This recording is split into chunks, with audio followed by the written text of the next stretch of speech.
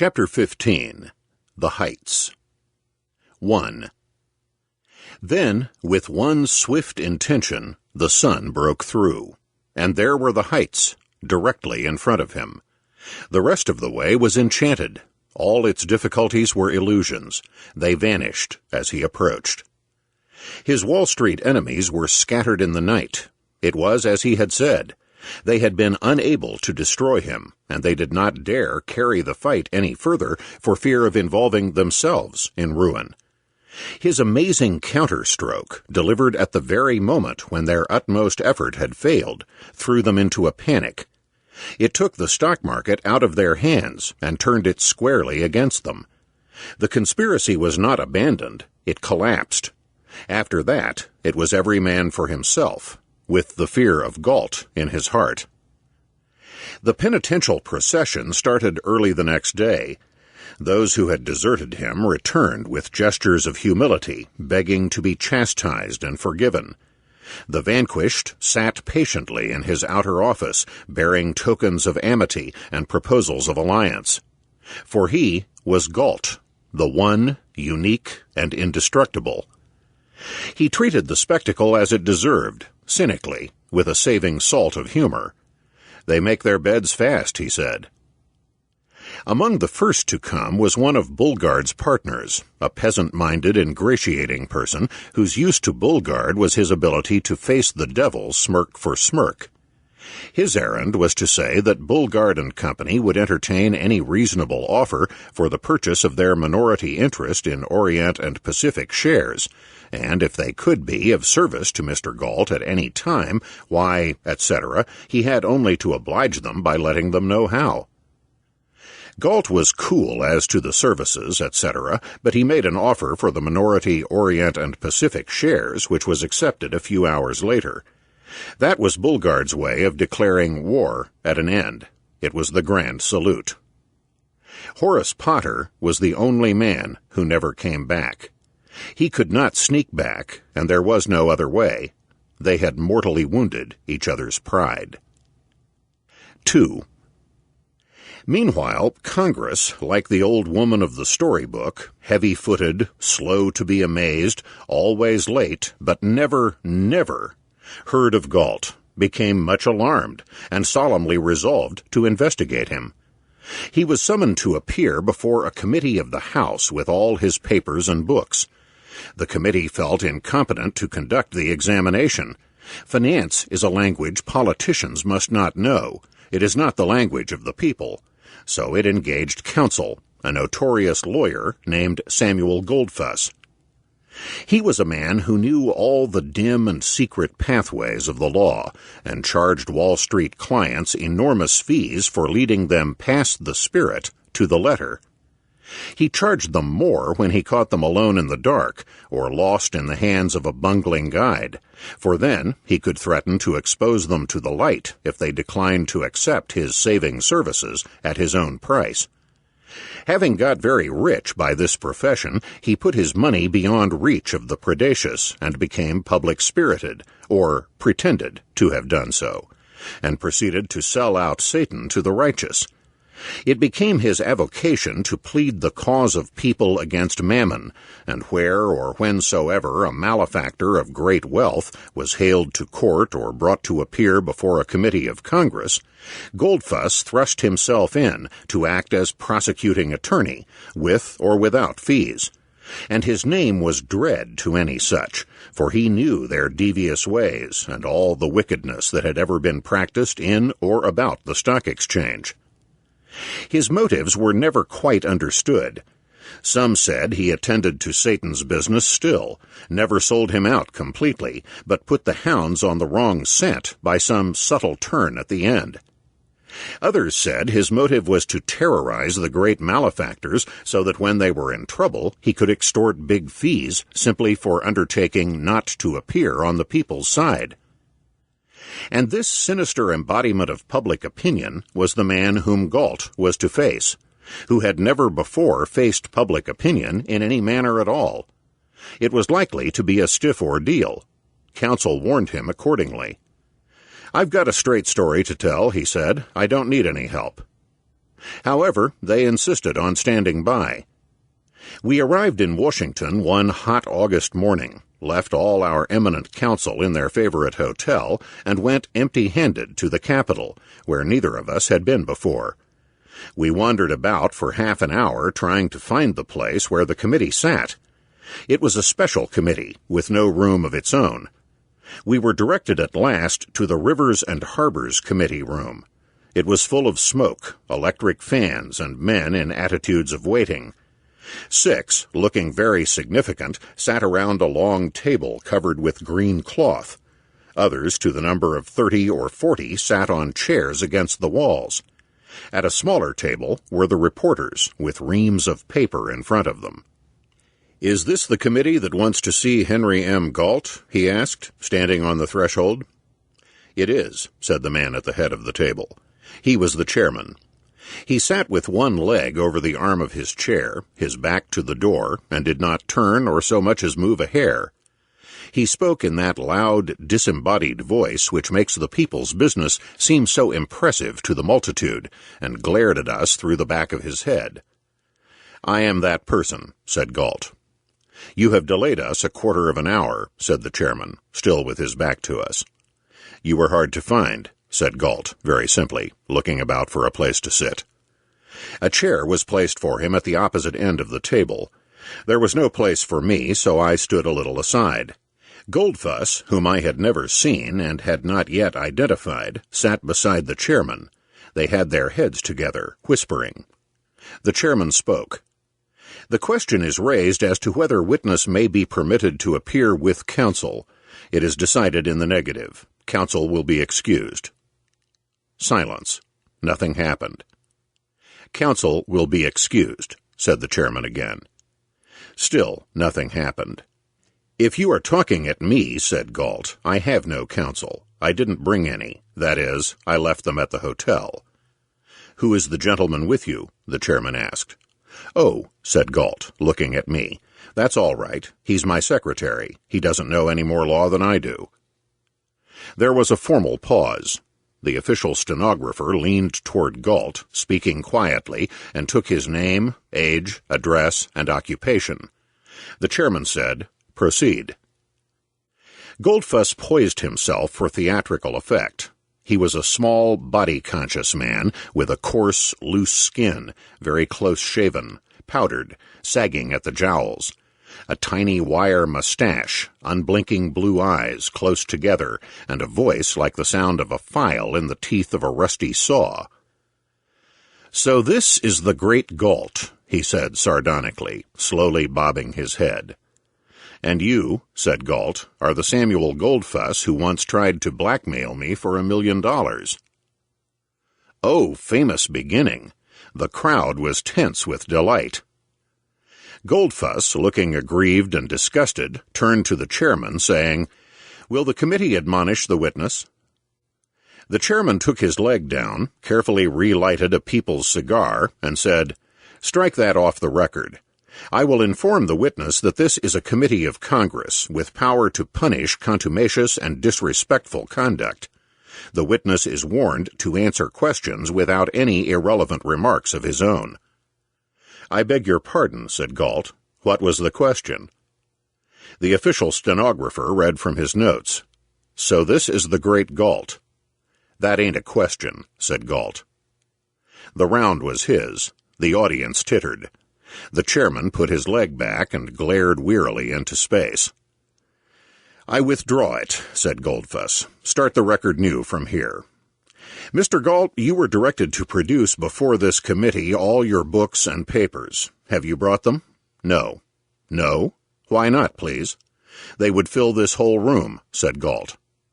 Mr. Goldfuss started again. "Your occupation, Mr. Galt? You said it was what?" "Farmer," said Galt. "Yes? What do you farm?" "The country," said Galt. "Do you consider that a nice expression?" "Nicest I know, depending on how you take it," said Galt. "Well, now, tell this committee, please, how you farm the country, using your own expression." "I fertilize it," said Galt. "I sow and reap, improve the soil, and keep adding new machinery and buildings."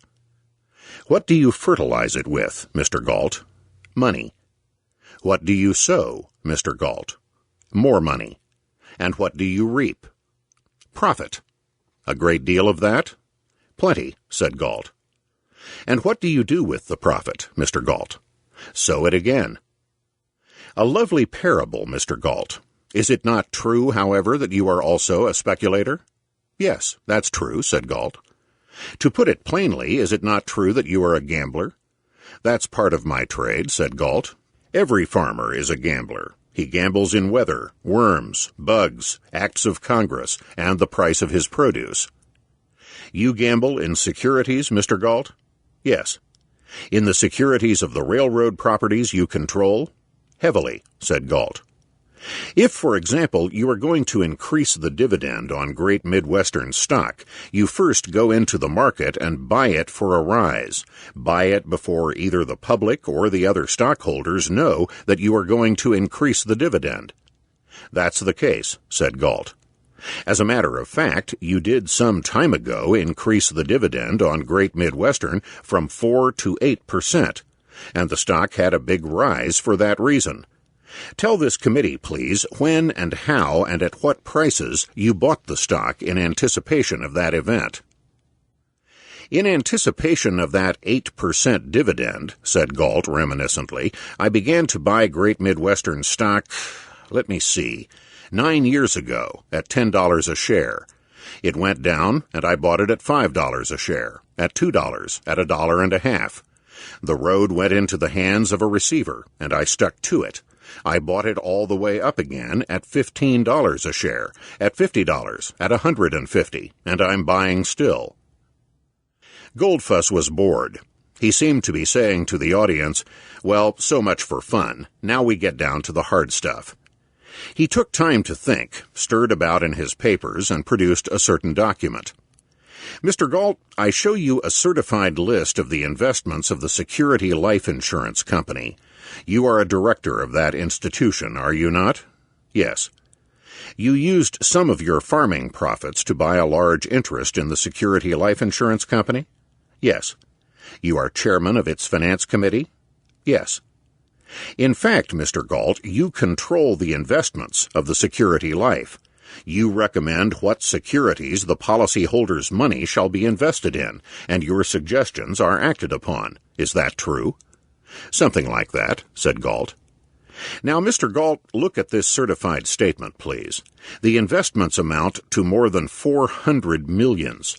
I call your attention to the fact that nearly 1/4 of that enormous total consists of what are known as Galt securities. That is, the stocks and bonds of the railroad companies controlled by Henry M. Galt. Is that correct? Substantially, said Galt. Did you, as chairman of the finance committee of the Security Life, recommend the purchase of those securities? Yes. And at the same time, as head of the Great Midwestern Railway System, you were interested in selling those securities, were you not? We need a great deal of capital, said Galt. We are selling new securities all the time. We sell all we can and wish we could sell more. There is always more work to do than we can find the money for. So, Mr. Galt, it comes to this. As head of a great railroad system, you create securities which you are anxious to sell. In that role, you are a seller. Then, as chairman of the finance committee for the Security Life Insurance Company, acting as trustee for the policyholders, you are a buyer of securities. In that position of trust, with power to say how the policyholders' money shall be invested, you recommend the purchase of securities in which you are interested as a seller. Is that true? I don't like the way you put it, but let it stand, said Galt. How can you justify that, Mr. Galt? Is it right, do you think, that a trustee should buy with one hand what he sells with the other? Galt leaned over, beating the table slowly with his fist. I justify it this way, he said. I know all about the securities of the Great Midwestern. I don't know of anything better for the Security Life to put its money into. If you can tell me of anything better, I will advise the Finance Committee at its next meeting to sell all of its Great Midwestern stuff and buy that, whatever it is. I'll do more. If you can tell me of anything better, I will sell all of my own great Midwestern stocks and bonds and buy that instead. I have my own money in Great Midwestern. There's another galt you left out. As head of a great railway system, I am a seller of securities to investors all over the world. That is how we find the capital to build our things. But as an individual, I am a buyer of those same securities. I sell to everybody with one hand and buy for myself all that I can with the other hand. Do you see the point? I buy them because I know what they are worth.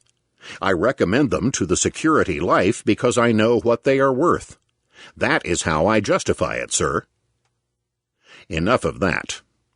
Goldfuss had meant to go from the security life to each of the other financial institutions controlled by Galt, meaning to show how he had been unloading Galt's securities upon them. But what was the use? What could he do with an answer like that? He passed instead to the Orient and Pacific matter. Galt admitted that he had used the power of majority stockholder to make the property subservient to the Great Midwestern, because that was the efficient thing to do. And that, you think, is a fair way to treat minority stockholders? Goldfuss asked. We were willing at any time to buy them out at the market price, said Galt. However, that's now an academic matter. The Great Midwestern has acquired all that minority interest in Orient and Pacific. This was news. There was a stir at the reporters' table. Several rose and went out to telegraph Galt's statement to Wall Street, where nobody yet knew how Boulgard and Company had made peace with him. So they went from one thing to another. They came to that notorious land transaction on account of which he had been sued. We needed that land for an important piece of railroad development, said Galt. Some land traders got wind of our plans, formed a syndicate, bought up all the ground around, and then tried to make us buy it through the nose. We simply sat tight until they went broke. Then we took it off their hands. There was more than the Great Midwestern needed because they were hogs. The Great Midwestern took what it wanted, and I took the rest. The directors knew all about it. And it was very profitable to you personally, this outcome. Incidentally, it was, said Galt. Somebody would get it. It fell into my hands. What would you have done? Strike that off the record. What would you have done? Said Goldfuss. Counsel is not being examined. After lunch, he took a new line. Mr. Galt, he asked, what are you worth? I don't know, said Galt. You don't know how rich you are? No. Goldfuss lay back in his chair with an exaggerated air of astonishment. But you will admit you are very rich, he said, having recovered slowly. Yes, said Galt, I suppose I am. Well, as briefly as possible, will you tell this committee how you made it? Now you've asked me something, said Galt, leaning forward again. I'll tell you. I made it buying things nobody else wanted. I bought Great Midwestern when it was bankrupt, and people thought no railroad was worth its weight as junk. When I took charge of the property, I bought equipment when it was cheap, because nobody else wanted it, and the equipment makers were hungry, and rails and ties and materials and labor to improve the road with, until everybody thought I was crazy. When the business came, we had a railroad to handle it. I've done that same thing with every property I have taken up. No railroad I've ever touched has depreciated in value. I'm doing it still. You may know there has been an upset in Wall Street recently, a panic, in fact. Everybody is uneasy and business is worried because a financial disturbance has always been followed by a commercial depression. There are signs of that already, but we'll stop it. In the next 12 months, the Great Midwestern Properties will spend $500 million for double tracking, grade reductions, new equipment, and larger terminals. This was news. Again, there was a stir at the reporters' table, as several rose to go out and flash Galt's statement to Wall Street. Mr. Galt, said Goldfuss, do you realize what it means for one man to say he will spend 500 millions in a year? That is half the national debt. I know exactly what it means, said Galt. It means for once a Wall Street panic won't be followed by unemployment and industrial depression. Our orders for materials and labor now going out will start everything up again at full speed. Others will act on our example. You'll see. You will draw upon the financial institutions you control, the Security Life and others, for a good deal of that money, the 500 millions. You get the idea, said Galt. That's what financial institutions are for. There's no better use for their money. You have great power, Mr. Galt. Some, he said. If it goes on increasing at this rate, you will soon be the economic dictator of the country. No answer. I say, you will be the economic dictator of the whole country. I heard you say it, said Galt. It ain't a question.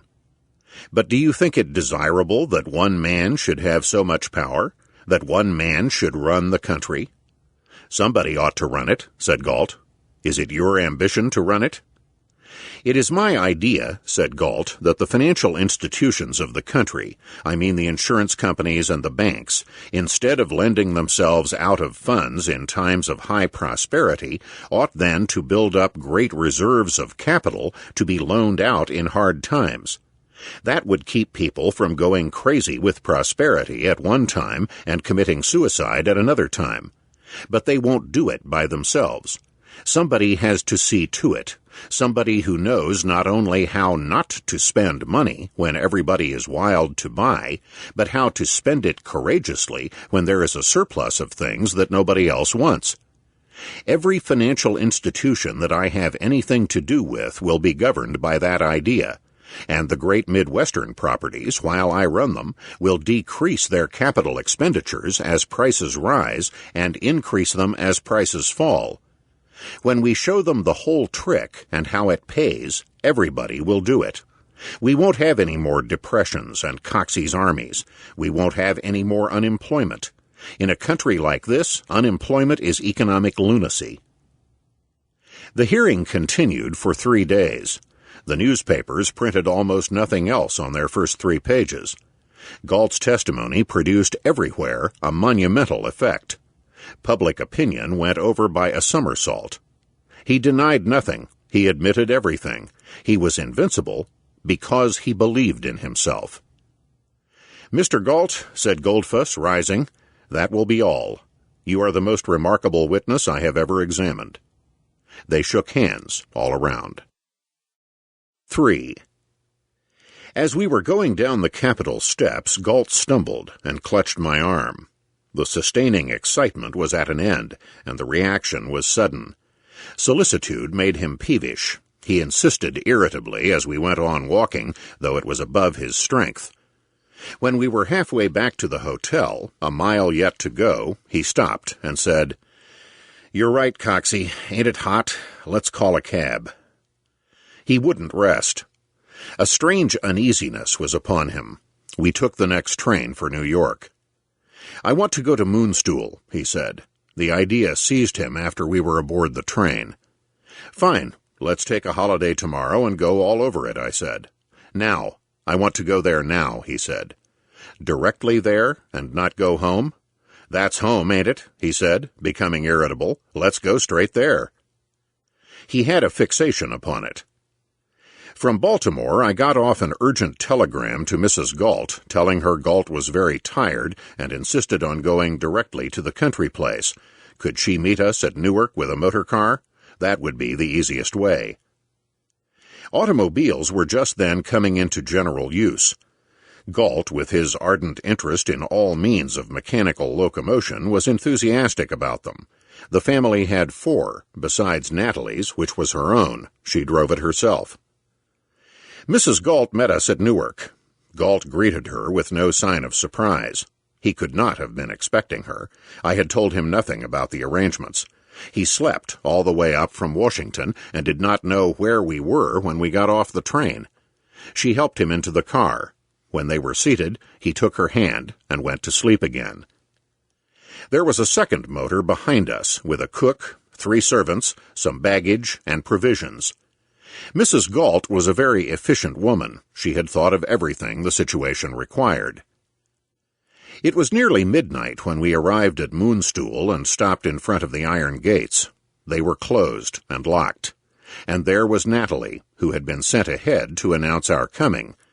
She drove out alone, got lost on the way, and had not yet succeeded in raising anybody when we came up.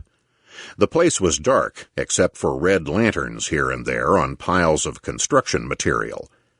The outside watchmen were shirking duty, and those inside, if not doing likewise, were beyond hearing. Nearby was the railroad station of Galt, a black little pile with not a light anywhere. It had not yet been opened for use. We could hear the water spilling over the private Galt Dam in the river. There was enough electricity in the Galt powerhouse to illuminate a town. On the mountaintop, half a mile distant, the Galt Castle stood in massive silhouette against the starry sky. And here was Galt, in the dark, an unwelcome nighttime stranger, forbidden at the gate. He was still asleep. We were careful not to wake him. A watchman with a bullseye lantern and a billy stick exuded from the darkness. "What do you want?" We wanted to go in. "You can't go in," he said. "Can't you see it's private? Nobody lives there." It is very difficult to account for the improbable on the plane of a night watchman's intelligence. First, he stolidly disbelieved us. Then he took refuge in limited responsibility. "My orders is to let nobody in," he said. "Do you know anybody around here?" It seemed quite possible that no human being around here would know us. By an inspiration, Natalie remembered the superintendent of construction. He lived not far away. She knew where. Once, when she was spending a day on the job, he had taken her home with him to lunch. It was not more than 10 minutes' drive, she said. It was further than she thought. We were more than 3/4 of an hour returning with the superintendent. It took 20 minutes more to wake the crew at the powerhouse and get the electricity turned on.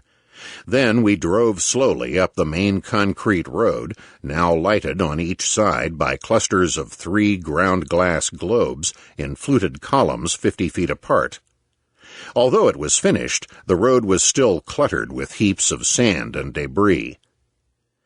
Galt, all this time, was fast asleep, his head resting on Mrs. Galt's shoulder. We could scarcely wake him when we tried. He seemed drunk with weariness.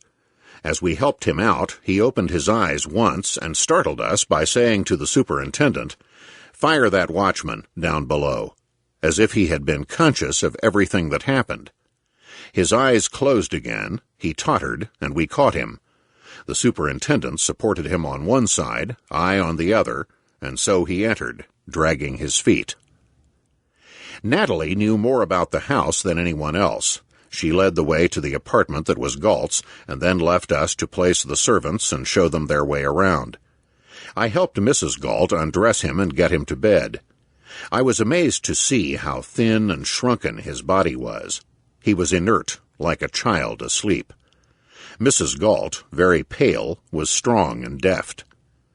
"We must have a doctor at once," she said. "I thought of bringing one and then didn't because he minds so awfully to have a doctor in." Still, we were not really alarmed.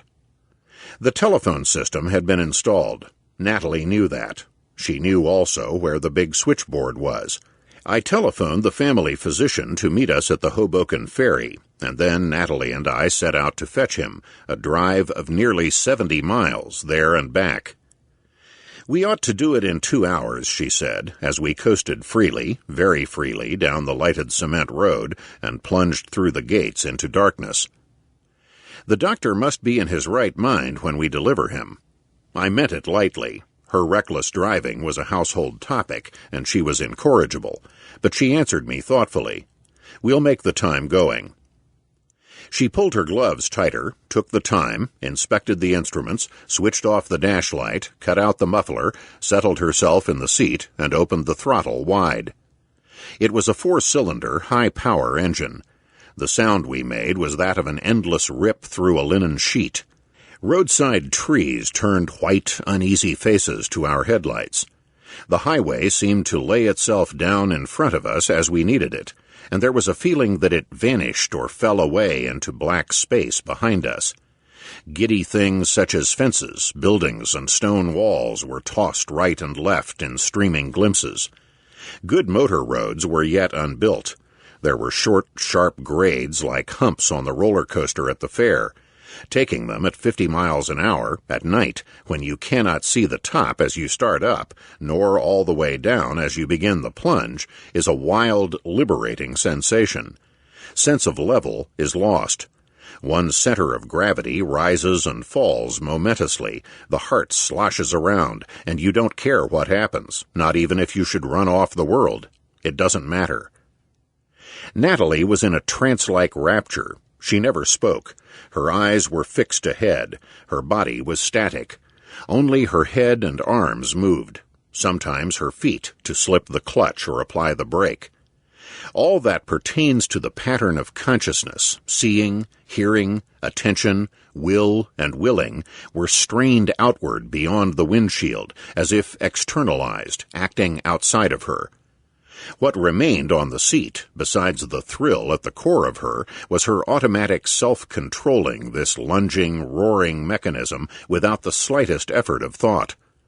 The restrained impulses of her nature apparently found their escape in this form of excitement. It was one thing she could do better than anyone else. She did it superbly and adored doing it. I could not help thinking how Vera would drive, if she drove at all. There was no traffic at that hour of night until we fell in with the milk and truck wagons crossing the Hackensack meadows toward the Hudson River ferries.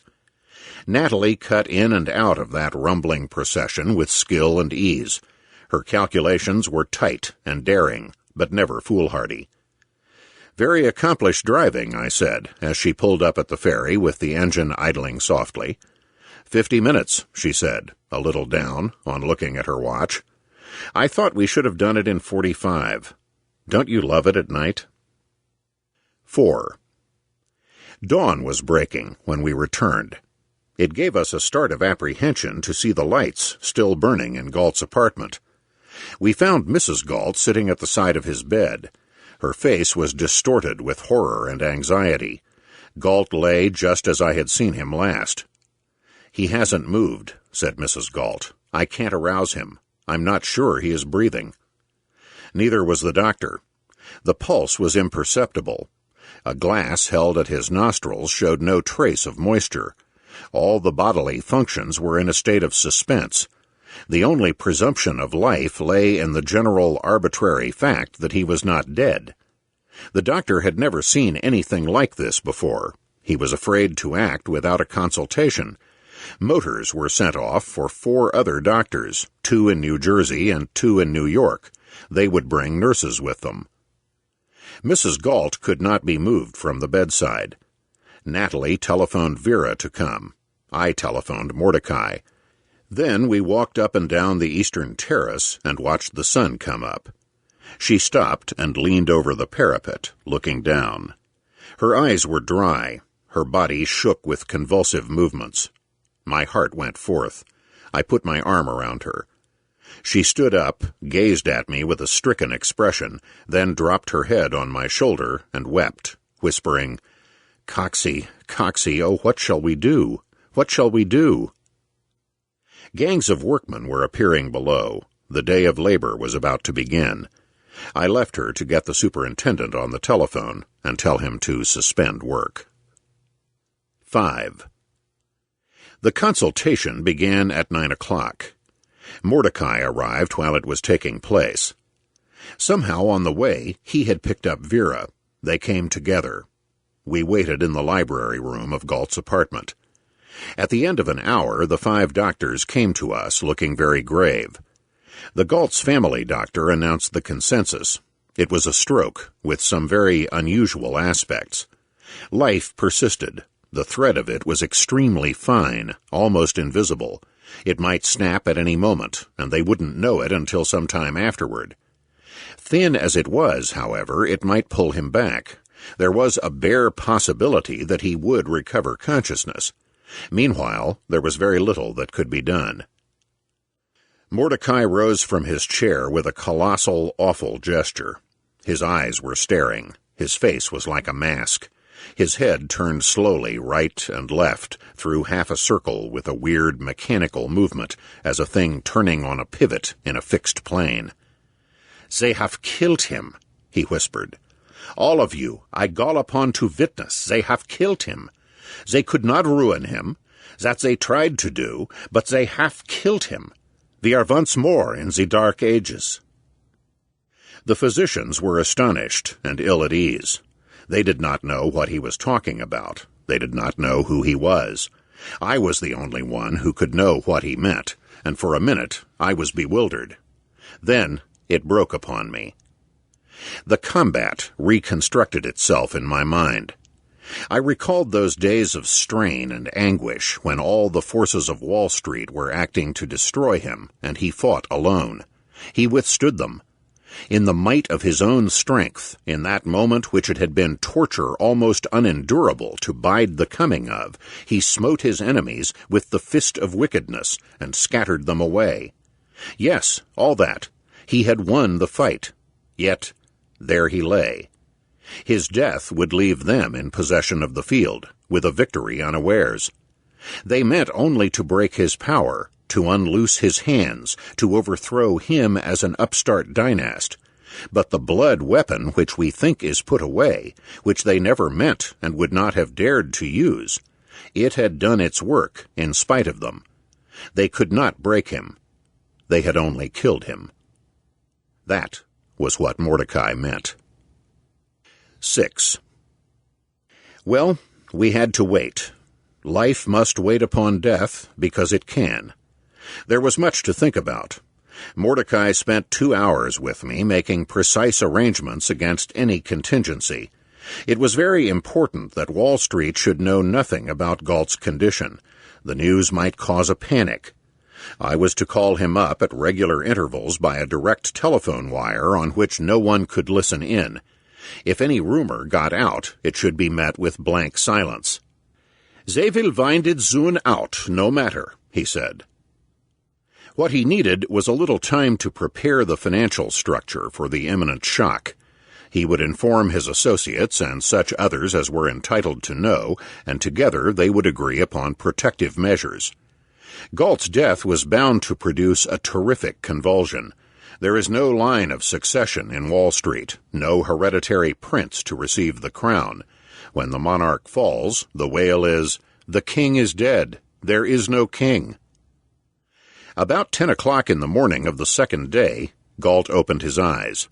He could neither move nor speak, but he was vividly conscious. Mrs. Galt came to the room where I had established a workstation to tell me this.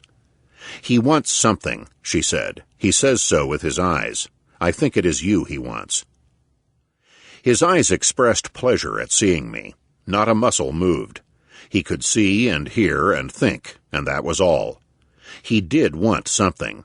I guessed a number of things, and he looked them all away. It wasn't Mordecai. It wasn't anything in relation to business. In this dilemma, I remembered a game we played in childhood.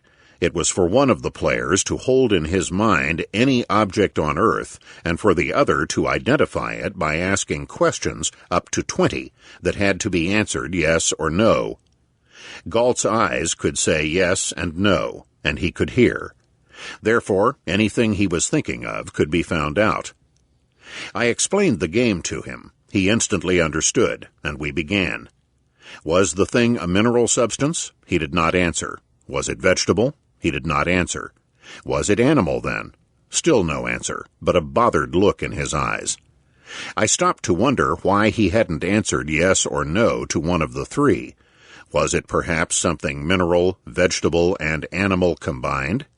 His eyes lighted, saying yes. Was it in this room? No. Was it far away? No. Was it just outside? Yes. I went to the window and looked out. In every direction below the level of the finished terrace was the site of construction work in a state of suspense. Heaps of materials, tools where they had fallen, power machinery idle. A thought occurred to me. I went back and looked in his eyes. "We've had all the work stopped because of the noise. Do you wish it to go on? Is that what you want?" "Yes," he answered, with a flash of his eyes. 2 hours later, the air was vibrant with the clank-clank of many steam drills, the screech of taut hoisting cables, the throb of donkey engines, the roar of rock blasting. And he was happy. Incidentally, the resumption of work served Mordecai's purpose in an unexpected way. Rumor of Galt's illness did get out. The newspapers began to telephone. Unable to get information in that way, they thought it must be serious and sent reporters out in haste. They returned to their offices saying they couldn't get a word out of us, but Galt couldn't be very ill so long as all that uproar was permitted to go on. A week passed in this way. One evening, on my return from an urgent trip to New York, Natalie came racing down the great hall to meet me, with a flying slide at the end, as in the old days she was wont to meet Galt, and whether she meant it quite or miscalculated the distance, I do not know. But anyhow, I had either to let her go by off her balance or catch her, and she landed in my arms. "Oh, Coxey, he's asking for you," she said, getting her feet and dragging me along at a run. "He's better all at once. He can talk." The faculty of speech was gradually restored. When he could talk freely, he told us that he had been conscious all the while, day and night. He heard every word that was spoken at the consultation. Therefore he had more expert opinion on his condition than we had. He had kept count of time. He knew what day it was when he first opened his eyes, and since then, in his sleep, he had been continuously conscious. He felt no pain.